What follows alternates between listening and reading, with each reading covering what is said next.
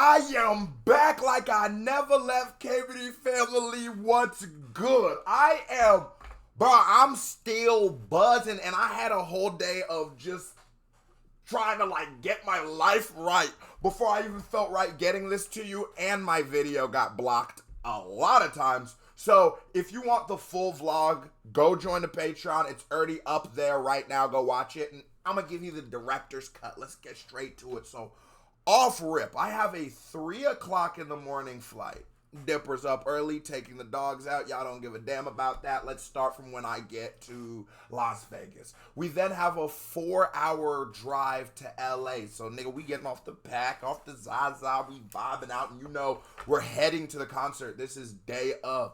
We're super geeked. And the one thing I will say is the preparation to the concert, that car ride, the interactions of me and Screw, I definitely didn't capture as much of those moments as I should, because I feel like, nigga, it's hard to pull this camera out and start recording when you really in this bitch being a real hip-hop nerd. When I'm really in here with Screw talking about some, nigga, who you think are friends? Who do you think's coming out? What song you think you gonna lead off with? Who you think Mustard bringing out? Who you think DJ Head bringing out? Which, all this stuff. So, as for that, not that much is 100% documented. As far as the show, oh boy, I got into my, what's that nigga Cole Bennett bag. But I'm talking about, I felt like I didn't miss anything, with the exception of DJ Head. So let's get back to the story. We head into the venue, and as you can see here, nigga, them overpriced $10.50 for a hot dog. Nigga, goddamn. So we get to the venue. This nigga Screw had 10 out of 10 parking. I'm talking about, we walk to that bit, walk right in there. Damn, I ain't seen Paul. Nigga, I don't park this good at my apartment. Fuck is y'all talking about? We walk into the set, and DJ Head, he brings out, is it Tebow? I remember him from being on TV, right? He was on the Parkers or something. I'm not super familiar with him, but that is the dope thing that they did. As far the West Coast, y'all did your thing. As a nigga who lives in the South, you know what I'm saying? I had off for y'all niggas. Matter of fact, let me put my shades on again on some cool shit and take them right back off for y'all niggas. Y'all did your thing, because not only did you show your future, you showed your present, and you showed your past. There was acts like Rayvon. There was acts like, La Russell. There was acts like La Russell. There was a bunch of people. I don't know why I just drew such a blank there. But there was Dom Kennedy, who is, I would say he's of right now. There was Nipsey. There was, everybody was represented here. The West Coast was able to really show us what it's like to be in the West Coast and feel their culture. And I'd be lying if I said I ain't want to throw it up a little bit. I'd be lying if I said, because, bro, it was so dope. Hip-hop needs coasts. Hip-hop needs a Southern and a West and an East, because it adds to it. When we can live and experience the culture, nigga, when you can hit the left, nigga, I'm in there, nigga. Let's get back to the show. DJ Mustard brings out everybody, and this is DJ Mustard, I think, needs more respect. DJ Mustard showed that he is currently on a 10-year run, and he is a producer on the levels of a Timbaland. Yes, although I do say Timbaland and Pharrell are the highest level. It's unfuckwittable. But I'm trying to think of who was the nigga who was doing all DMX shit. As I can tell y'all, I've been smoking a lot of that West Coast Zaza. I'm telling you, and that's just some good Zaza. That's some good fruit out there. But he's a top tier producer, I will say. Brought out Blast, brought out Ty Dolla Signs, brought out Roddy Ricch, and then brought out YG. And nigga, that YG moment was a moment. I think we need to put a lot more respect on the young G, YG. That Tooted and Booted. You gotta remember, some acts are meant to be experienced live, and I would say YG, Machine Gun Kelly, these guys, when you experience them live, it is differently, especially when you experience them live in their coast. When YG came out, nigga, you'd have thought Michael Jackson hit the stage, nigga, and that is how it felt. fireworks, the pyro's on point, his energy, he has this like strong street bravado, but he's never like it doesn't feel unapproachable though. It's still cool, fun, it got that edge, but it doesn't feel like he's trying too much. He's just genuinely him. Mustard brings out YG and really showcases like his legacy, saying, this is who I started it all with. And then we go out, we smoke a little that West Coast fruit, and we make it back into the shit. Boy, when I tell you, the lights go dark. And this nigga ascends from the ground to euphoria. My nigga, I'm literally getting, every time I think of this, I get goosebumps. He comes from the ground to euphoria, nigga, fire going off, nigga. In my head, he floated a little bit. I'm gonna be honest with you. And as somebody who was there, hip-hop saved my life. I am a nigga with a bunch of felonies who was in a section. Nigga, I was sitting next to Don Cheadle and Finn from Star Wars, right?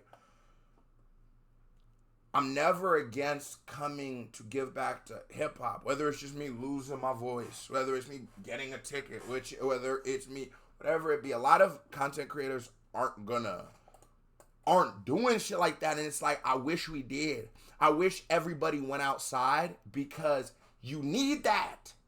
How can I tell you about the show if I wasn't there, truthfully? Like, bro, there's certain things niggas don't, like that YG. I don't think the camera really could capture how niggas was feeling, the little convos. You know, when you in the crowd, you are hearing niggas in the background like, oh, this is, like, shit like that means a lot. Your impact on people is the representation of this.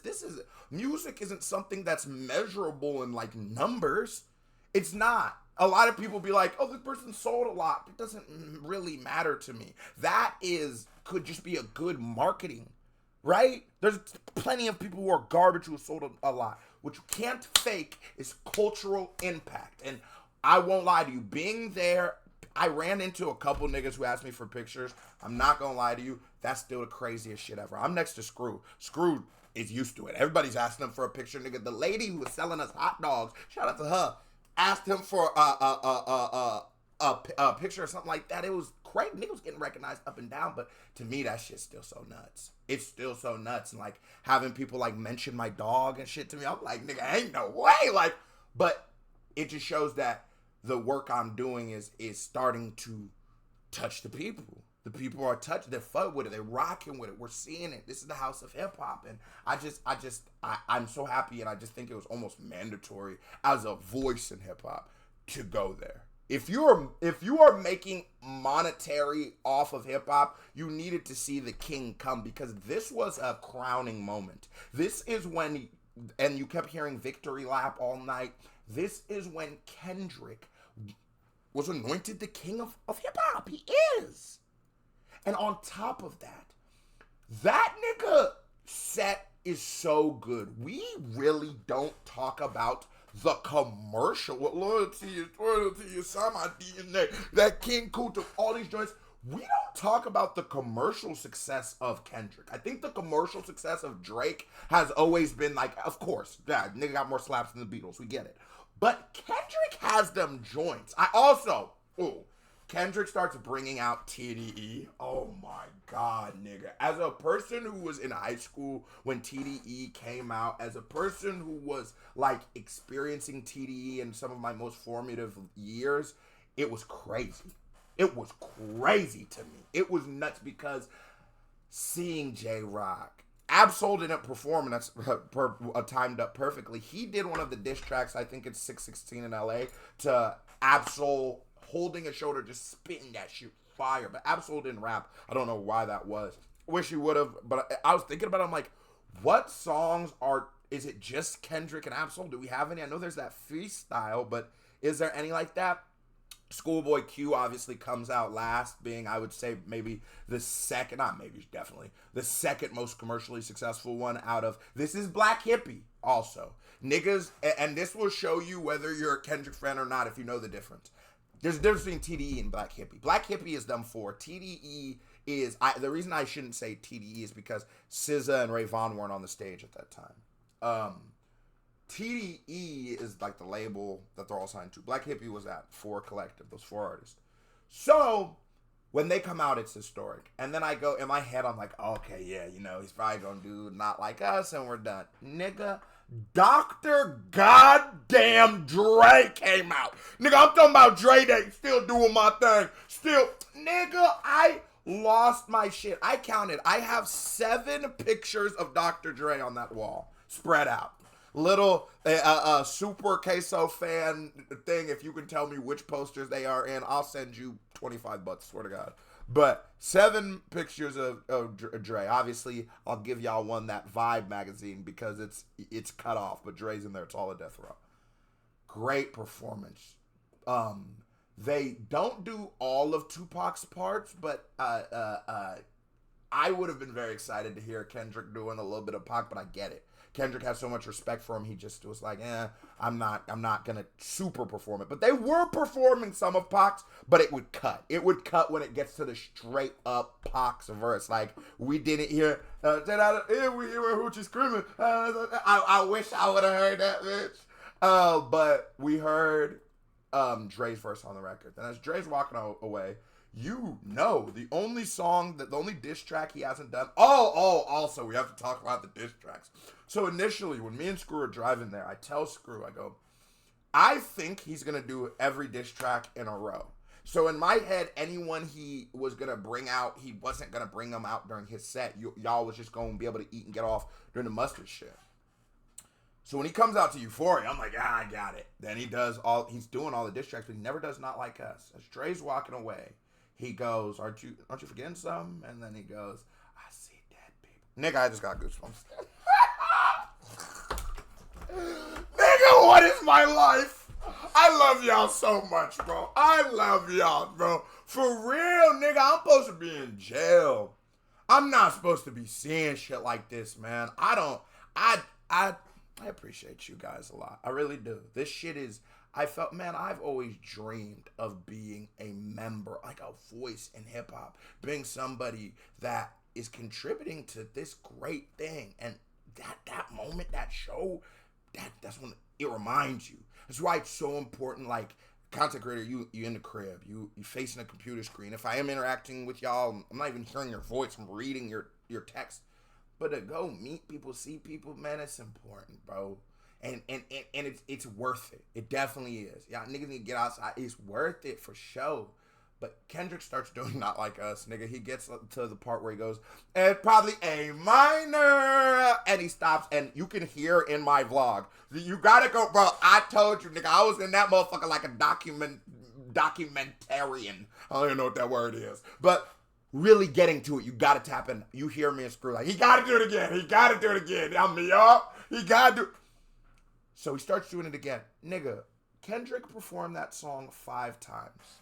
5 times! And if you want to say 6, because when we were leaving, we left, like, you know, they'll just, like, put it on again, and then everyone will clear the stage and clear the crowd. It was to Not Like Us. So you could say 6. When I tell you that the energy didn't lessen at all, it only increased. Especially from 1 to 2. The increase was, you tighten up. You a little drunk and shit. You miss some lyrics. So now you're on point. Then he brings out the dancers.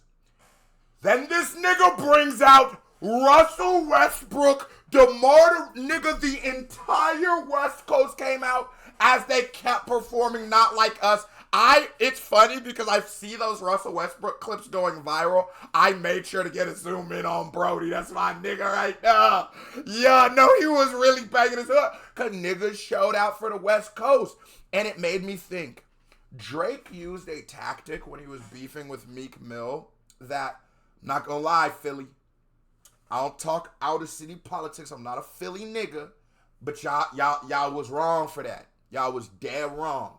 When Drake tried to put his city, being Meek Mill City, against him, and niggas like Beanie Siegels, niggas like that rode with that, that's some hoe shit, dog. Look at what the West Coast, Drake tried to, you know who really bang a gang, my nigga, YG. YG said, fuck that. Dish Drake and hopped on stage with Kendrick. And when I tell you that these West Coast niggas was singing Not Like Us, like they wrote that bitch, nigga, they was singing that bitch from their hard, boy. Everybody was. It's that kind of record. I will say this now. Not Like Us is Kendrick Lamar's best song. And it's not just because it's a diss. Bro, that is a good song. There's only few records in hip-hop history that can be performed multiple times. Like, so, through my lifetime, where I've seen it and never been able to experience, where I've seen it was Niggas in Paris, Hove and Ye, In Love with the Coco by OT Genesis. These are songs that the nigga performed more than 2 or 3 times, because I've seen that. But 6, he performed 5. Woo! You're getting to in the club levels of greatness, of impact.